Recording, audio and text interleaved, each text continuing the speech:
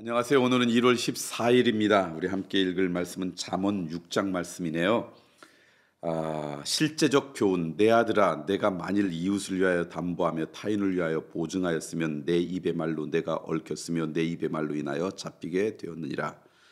내 아들아, 내가 내 이웃의 손에 빠졌은즉 이같이 하라. 너는 곧 가서 겸손히 내 이웃에게 간구하여 스스로 구원하되 내 눈을 잠들게 하지 말며 눈꺼풀을 감기게 하지 말고 노루가 사냥꾼의 손에서 벗어나는 것 같이 새가 그물 치는 자의 손에서 벗어는 것 같이 스스로 구원하라.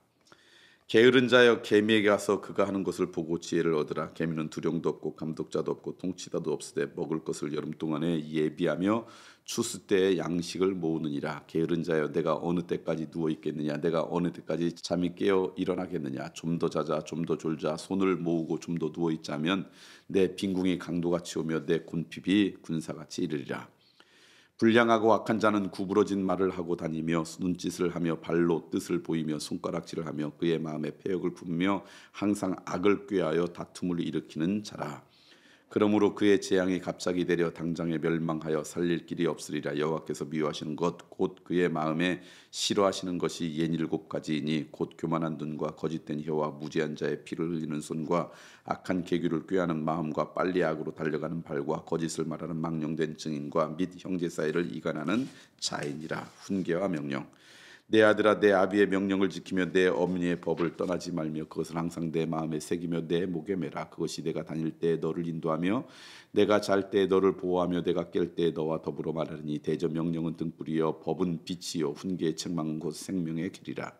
이것이 너를 지켜 악한 여인에게 이방 여인의 혀로 호리는 말에 빠지지 않게 하리라. 내 마음에 그의 아름다움을 탐하지 말며 그 눈꺼풀에 흘리지 말라. 음료로 말미암아 사람이 한 조각 떡만 남게 됨이며 음란한 여인은 귀한 생명을 사냥함이니라. 사람이 불을 품에 품고서야 어찌 그의 옷이 타지 아니하겠으며 사람이 숯불을 밟고서야 어찌 그의 발이 되지 아니하겠느냐. 남의 아내와 통관하는 자도 이와 같을 것이라. 그를 만지는 자마다 벌을 면하지 못하리라. 도둑이 만일 줄일 때 배를 채우려고 도둑질하면 사람이 그를 멸시하지는 아니하려니와 들키면 7배를 갚아야 하리니 심지어 자기 집에 있는 것을 다 내주게 되리라. 여인이 간음하는 자는 무지한 자라. 이것을 행하는 자는 자기의 영혼을 망하게 하며 상함과 능욕을 받고 부끄러움을 씻을 수 없게 되나니. 남편이 투기로 분노하여 원수 갚는 날에 용서하지 아니하고 어떤 보상도 받지 아니하며 많은 선물을 줄지라도 듣지 아니하리라. 잠언 6장 말씀 여러분과 함께 읽었습니다. 첫 번째 여러분과 함께 나누고 싶은 것은 성경 말씀에 그렇게 돼 있잖아요. 이 땅을 살아갈 때 좀 지혜롭게 살아라, 그런 표현을 했는데 그런 말씀입니다. 내 눈을 잠들게 하지 말며 눈꺼풀을 감기게 하지 말아라. 우리가 이 땅 가운데 살아갈 때 나도 모르게 지혜롭지 못하면 죄와 벗하는 경우가 참 많고요. 잘못된 것에 속일 수가 많아요. 그러니까 늘 깨어 있으라, 그렇게 오늘 말씀을 합니다. 우리들이 너무 이 땅 가운데 눈을 감고 눈꺼풀을 감고 제대로 보지 못해서 제대로 분별하지 못하는 안타까운 인생 되지 않도록 늘 지혜가 우리 가운데 있어서 우리의 눈이 아주 분명히 띄어지고 눈꺼풀이 쉽게 가리워지지 않는 그런 은혜가 있는 하루 되었으면 좋겠습니다. 나도 모르게 지혜롭지 못해서 이 세상 가운데 무너지는 안타까운 인생 없도록 그렇게 기도하는 하루 되기를 소망하고요. 두 번째는 너무 잘 아는 말씀이죠.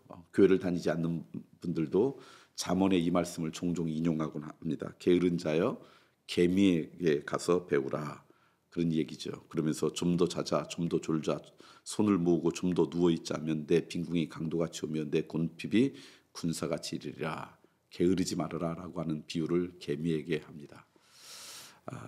하나님의 자녀들이 땅 가운데 살아갈 때 가져야 될 삶의 모습 가운데 하나는 성실이라고 저는 생각합니다. 왜냐하면 나에게 건강을 주신 것도 하나님이시고 나에게 이 시간을 허락하신 것도 하나님이시며 나에게 이 재능과 또 이 지식을 주신 것도 하나님이라고 생각하면 하나님 앞에 부끄럼 없이 살아야 되겠죠. 그러면 당연히 우리의 삶 가운데 신실하고 성실한 사람이 되는 것이죠.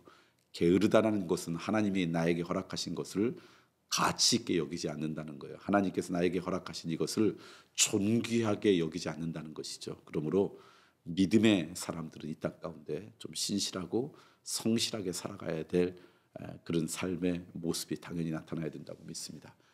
오늘 하루 그렇게 살아가는 은혜가 있기를 소망합니다. 한 가지 오늘 또 여러분과 함께 나누는 것은 늘 잠언을 읽으면 그런 말씀을 해요. 하나님께서 우리에게 주신 말씀을 마음에 새겨라, 목에 매라. 그 얘기는 말씀을 좀 가까이 좀 했으면 좋겠다. 그럴 때 이 말씀이 나를 인도하고 나를 보호하고 그리고 나와 동행한다. 그러니까 우리가 이 땅 가운데 아까 눈 감지 말고 눈꺼풀이 우리의 눈을 가려서 분별하지 못하는 인생이 되지 않으라 그랬는데, 그러려면 어떻게 해야 되냐? 하나님의 말씀을 가까이 가슴에 새기고 목에 매요. 그러면 그 말씀이 하는 일이 세 가지인데, 하나는 우리를 인도하고, 그것이 처음 가는 일이라도 실수하지 않도록, 그 다음에 어려움이 있을 때마다 우리를 보호하고, 그리고 그곳에서 오늘 우리들이 외롭지 않도록 우리와 동행하고 더불어 말하고, 그렇게 도우신다는 거죠. 오늘 하루도 하나님의 말씀이 여러분을 그렇게 가까이 여러분을 지키고 도와주시고 함께하는 은혜가 여러분 가운데 있길 소망합니다. 오늘 여러분과 함께 나눈 것은, 어제도 우리 교회 그런 이야기를 나누셨어요. 이제 고등학교를 졸업하는 아이들이 그냥 101반 하는 애가 많다, 그런 얘기를 했는데, 여러분 지난 주말에 저희 교회 겨울 젊은이 공동체 겨울 수련회가 있었습니다. 주일날도 광고 드렸던 것처럼 이제 젊은이 공동체가 옛날처럼 청년부 그러면 대학생들만 있는 것 같은데 그러지 않고요. 20대들뿐만 아니라 30대도 많고 40대도 많습니다.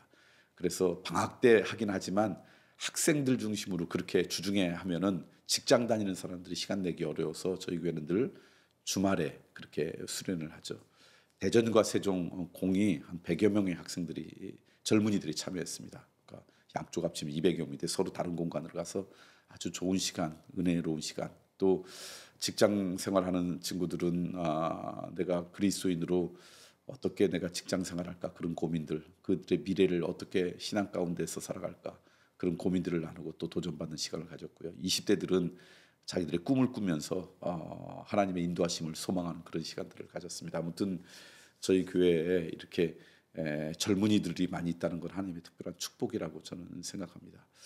연말에, 그리고 또 우리 1월 첫째 주에 있었던 목자 축제 때 참여한 분은 알겠지만, 보니까 대전 같은 경우도 작년에 새로운 분들의 50% 이상이 젊은이 공동체예요. 20대 30대 분들이에요. 그러니까 절반 이상이. 그리고 세종도 우리 20대 30대들이 새로 오신 분들이 차지하는 비율이 굉장히 많습니다. 그게 우리 교회의 미래라고 생각합니다. 저희 교회. 그리고 놀라운 건 얼마 전에 보고를 들었는데, 세종 같은 경우 세종에서 우리 교회를 찾아오는 것뿐만 아니라 가까운 도시죠. 청주나 뭐 천안이나 공주나 이런 데서도 오는 분이 많대요. 그래서 왜 그럴까 생각했더니 20대 30대들이 갈 만한 교회들이 그렇게 많지 않다는 거죠.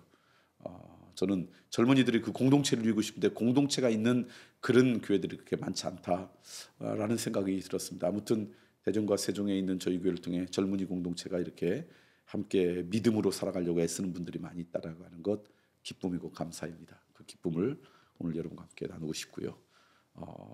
10년 후에 20년 후에 그들이 우리 교회에서도 여전히 아름다운 믿음 생활을 할 수 있도록 여러분이 기도해 주시면 좋겠습니다.